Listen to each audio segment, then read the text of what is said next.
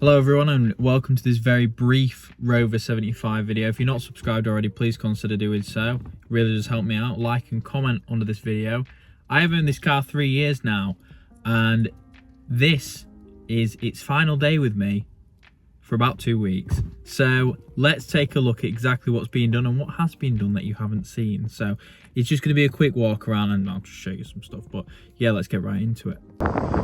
As a lot of you guys know, I've had this car about 3 years now, well just over 3 years, because it was a bit of an April thing. Yeah, it's a double yellow, but it's only valid at certain times, but there we go. Anyway, so as you can see here, we've had these M-Tech brakes in with new pads. Now there's going to be a separate video after all the other stuff is done where I'm going to paint all the calipers, so you'll see that. Sorry, one of my biggest blunders with this car probably was when I got the sill stop, because I didn't pay someone I didn't go to Tom Force. Shout out Tom Force, Force Tuning. I would totally be going there if I had the time to do so, which I will definitely be making the time of next time if I ever have to do that again. So we've got this wing mirror as well, which needs changing. Someone clobbered this and then clobbered it again, so we're getting that done. That's getting changed. This here as well, these commonly fall out because the clips go bad. Got another one of them on order, so I'll be showing you that. The main thing, however, is the respray is on the way. We have about a day now left with this car. So we've got obviously these 2 dents here, including this giant crease there, and this other crease there that's just decided to show up. All this side's getting done, including this. So he's going to blow it all into the wing and everything, so it's going to have a proper job. And we also found out that it's been crashed because this bonnet is obviously a different colour. And if you imagine, if you remember from one of the other videos, there was some glass under here, so I think either something's been thrown at it or it's fallen on it, and obviously smashed the glass and damaged the bonnet.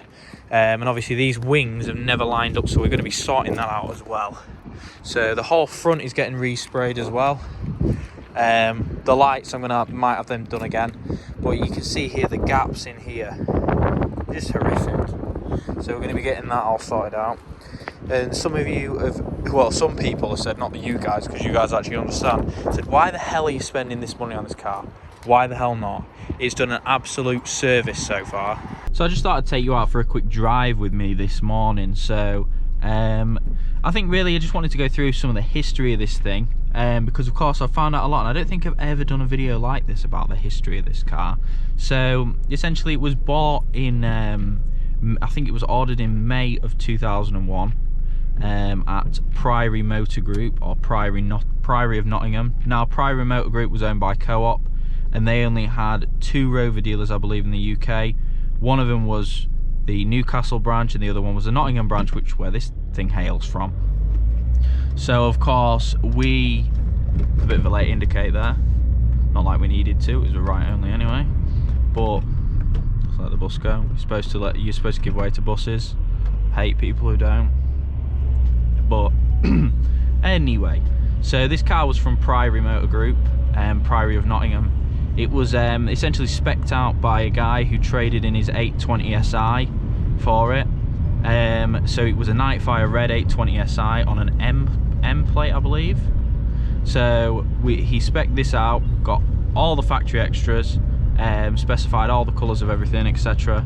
And then obviously they went and acquired the car, and there was 2 dealer fitted options on there as well, which they specified. So this car obviously was then owned by him. It was trundling around in Nottingham area, and then of course I believe it got in a accident or got vandalised. Now I'm not sure if either or, but essentially what happened is the bonnet got repainted, that wing got pushed out of alignment, and the windscreen got smashed. Now comment if you have any ideas, because I'd really appreciate it. Just don't comment if it's like, oh, it got in a massive pile up and it's a mess, because that's what everybody loves to comment.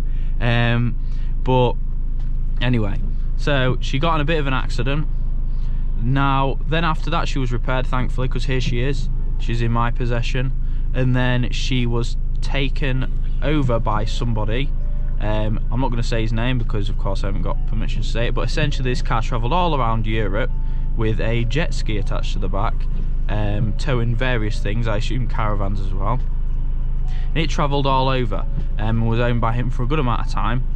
And then of course the wonderful Rachel bought it, who I purchased the car from, and she did a lot of work on the rear suspension because its arms were all rotten, etc.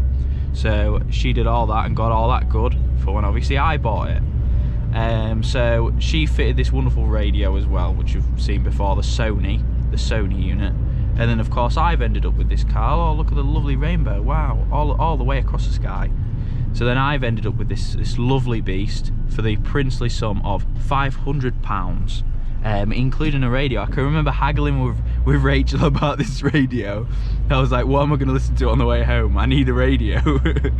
So yeah, I felt she should have come back with the wonderful sound of the M47R, and I probably would have been like, damn it Rachel, you can have your radio. But yeah, anyway, so then of course it ended up with me. Now it was sitting on those crown wheels which we replaced. It also had the halogen pre-project drive non-projector headlights which were replaced, and then of course she had that respray on the front end which then got in a smash. Another accident. And then on the rear end somebody then reversed into it, but I've obviously already covered all that stuff. But the main thing for me is I've had this car for 3 whole years now. 3 years, this is the longest period of time I have driven a car on a constant, and it speaks volumes of how good these cars are. I'm not bored of it in any sense obviously probably because I'm constantly paying for stuff for it, like that down there, if you could see that. Hey, got that as well, the driver's side cup holder. But I think this car's taught me a lot of stuff, and that's sort of the main thing. Especially, oh, the Skoda's got me there. The Skoda had me. Oh, there's a traffic jam, damn it. So if you're not on the way to work and you're watching this, or you come back from work and you're watching someone on the way to work, congratulations, it's like Groundhog Day, stuck in traffic.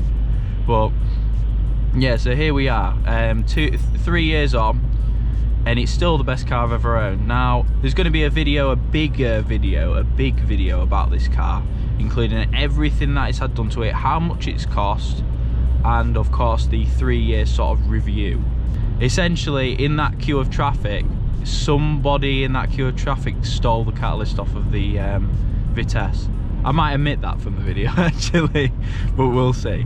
But it's nice to see that we're sort of narrowing it down. But anyway, so here we are 3 years on, and we've done a lot to the car. And of course I'm going to be without it for 2 weeks.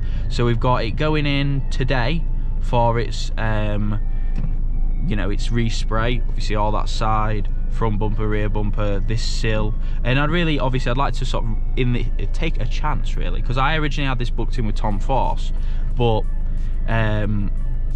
obviously due to circumstances at work at the time I wasn't able to get down there, so I ended up going with someone else.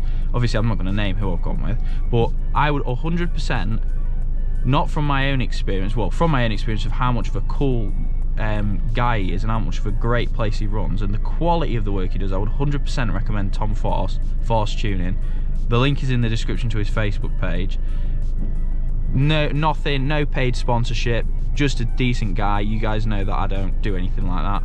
Really brilliant. You see some examples of some of his work here, just epic stuff. Really quality sill work and just quality work in general. So link in the description. Big shout out to him, and shout out to a lot of brilliant people that have sort of helped in more ways than one, in small ways, in large ways, in this journey of how this car's going. And I think it's incredible to sort of see something go from a part 1 princess to a bit of a garage queen, and it's a really nice thing to see, especially with something like this, because people are starting to really appreciate these things. I mean, this was 500 quid. You could get them for below £1,000 before. Now that obviously car prices have shot up, but for a good one of these, you're talking about 2,500 to 3,000 at this point.